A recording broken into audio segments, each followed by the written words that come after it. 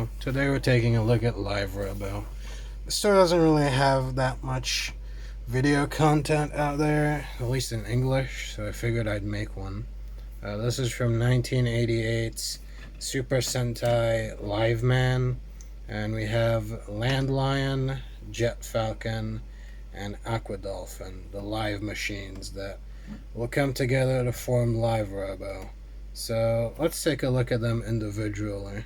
So this is Aqua Dolphin, and it's obviously a dolphin, but it's also kind of a submarine theme. It's got wheels on the bottom, and it's also made out of two dolphins. And it might not be obvious, but that's meant to be its eye. It's not picked out with any sticker detail or anything. It's just sort of molded in there. And it's basically just a block, or rather two blocks stuck together, because it's obviously just the legs. She's supposed to have some missiles that go right here, and they would launch with that, but I don't have any to fire. This part is painted die cast, and you can see this is all scuffed up because this toy is very old, and also because the way it combines with another robot makes this area very susceptible to damage. And you'll also notice, if you have a keen eye for old toys, that it's made out of that lovely, brittle, dark blue plastic that Bandai was so insistent in using back in the day.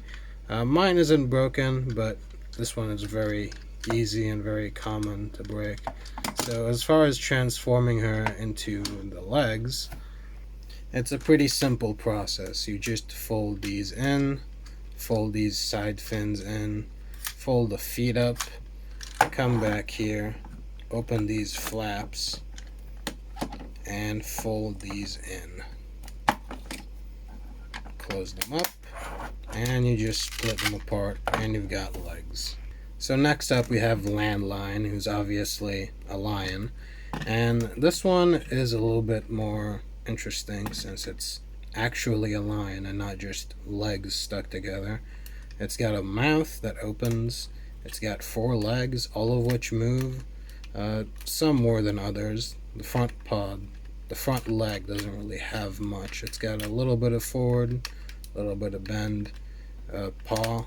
The back legs are pretty poseable though. You can fold them all the way up. This part is movable, as well as the paw, and even the tail can be moved a little bit. He's got 2 missile launchers on the back to just plug in right here. You have to remove them for a transformation anyway, but what's interesting is that these are actually sided. Like, they put screws on only the inside, so both of them are different for some reason. Only pointing this out because the other robot in this line also has 2 guns, but it doesn't do that for some reason. But yeah, take these 2 off, come back here, and this tail will also come off. And this tail can be kind of a bitch to find complete with this guy. I had to buy a whole different lot just to get one of these.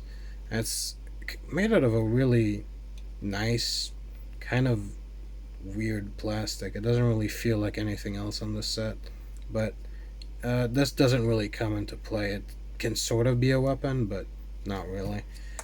For transformation, you want to fold these legs inward like this, and then this entire thing will just fold out like this and click into place. And then these are obviously the arms, so you just want to straighten those out, open this, fold this out, close those panels back up, and you've got the torso done. And lastly we have Jet Falcon, which is probably the most interesting out of these 3 because actually does more than just shoot missiles. As you can see here, it's very much a Falcon themed jet, and he's got landing gear, which is pretty nice, and these little gun thingies, and he rolls pretty well. But what's interesting about him is he has a secondary mode where you can come down here to these, which are obviously going to be the combined mode thighs, but they can also be feet. or legs rather, for the Falcon. And this part can be kind of tricky just because it's kind of an old toy and these springs are a little bit tight. But yeah, you can give him a sort of, in this show this is sort of an attack mode. It kind of flies around and claws ships mid-air. So it's kind of interesting. It makes the whole set a little bit strange because we have a sort of more submarine than a dolphin, and then we have just straight up a lion, and then we have this, which is sort of both a jet and sort of a mechanical animal, which is strange, but it works.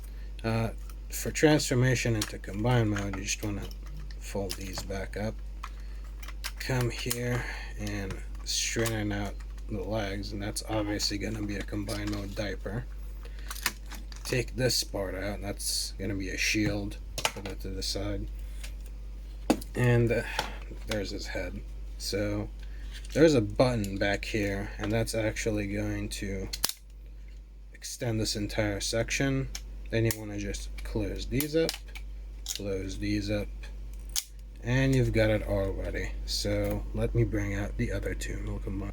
Alright, so you want to take Jet Falcon here, and these have a little button here, and that's to release these sort of pegs that will connect over here on this die cast piece and keep the whole leg connected. So just put this in here while pressing the button, and once you have it in there, it'll be in there good. Do that for the other leg, like that, and now we have it standing. Then you just want to take landline, and you'll slide in like this, and then that button in the back that we used to extend Jet Falcon, you want to press it again, and this can sometimes be tricky because it likes to get stuck, but once you do that, he is all combined. He is very solid. So this is Live Robo, and well, it's just Live Robo. It's finally Live Robo and not just the live machines. And he is a pretty sizable mecha. If you want a size comparison, he is next to G1 Optimus. So just about 2 Optimuses high. And here he is next to his Transformers contemporary, Jinrai, also from 1988. And I bring this out because when I do Live Boxer, the guy that this guy combines with, it'll be more relevant to just sort of transforming robot history. But yeah, he's a pretty good size. He's got a lot of metal in him too. This entire lion chest or lion head is metal. These fit, like I said, are metal. This is obviously metal. It's uncoated metal, which is kind of weird. This is plastic though, it's just chromed. And these are very commonly extremely worn, as well as this. You can see the lion face on mine has some paint chipping. This one is not too bad. There's much worse ones out there. Now, as far as weapons go, I've already said this is a shield, and this connects in sort of an interesting way. You can see like a peg and 2 side pegs over there. That is meant to go onto the fist. And I think it actually goes upside down like this. Yeah, it goes like this. There is another way you can plug it in.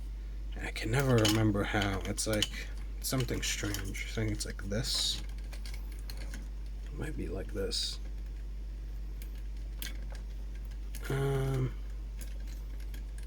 Oh yeah. It goes, I think, on this yellow circular piece.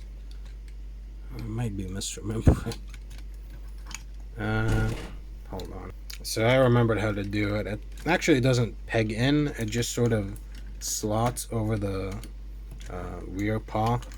And I only found this out because, from what I remember, this is how he had it in the show. It's kind of a clunky way to do it. I don't think it's intentional, but you can do it.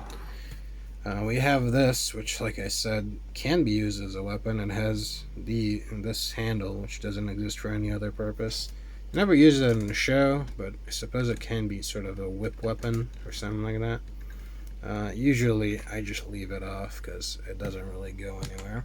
And then these black guns can go in the back right here. There's 2 pegs for them, and you can also hold them since it's all the same size peg, and he does use them in the show like this a few times.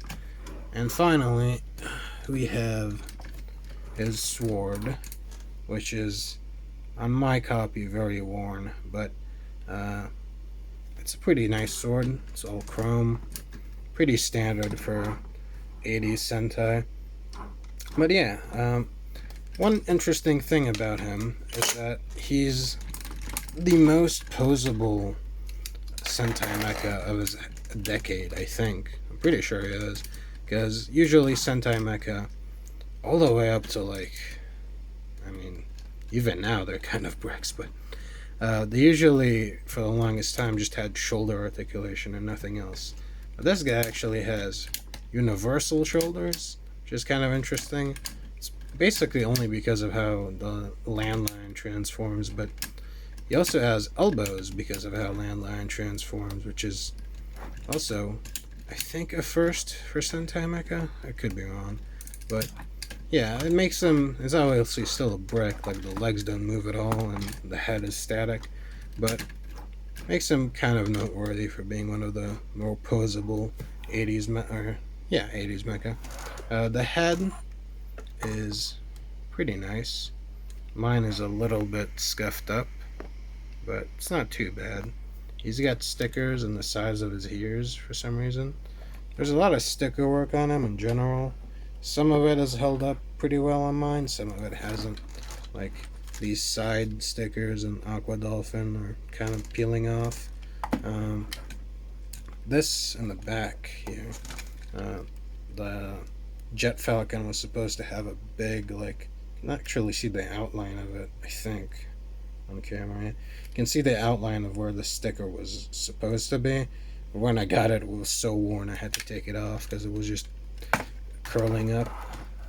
But yeah, he's a pretty good entry in Super Sentai history, and he's a pretty important one because up until this point, Sentai Mecha were very standalone-y. Like, you were supposed to just buy one, and that was it. Like, you had it, and maybe you could buy, like, the Carrier Zord or whatever they were selling back then.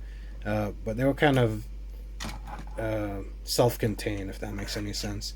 But this guy introduced the concept of combining with another robot, and this is Live Boxer.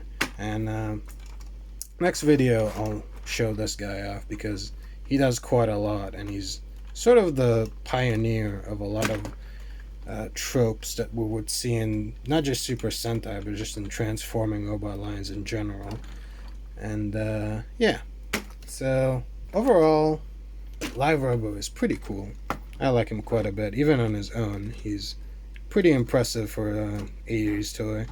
He's got a lot of 70s motifs. I always forget the name of the... It's something. With big chest, a big lion chest. He was also made out of 3 components, I think. I can never remember the name. But yeah, he's pretty cool. I like him quite a bit.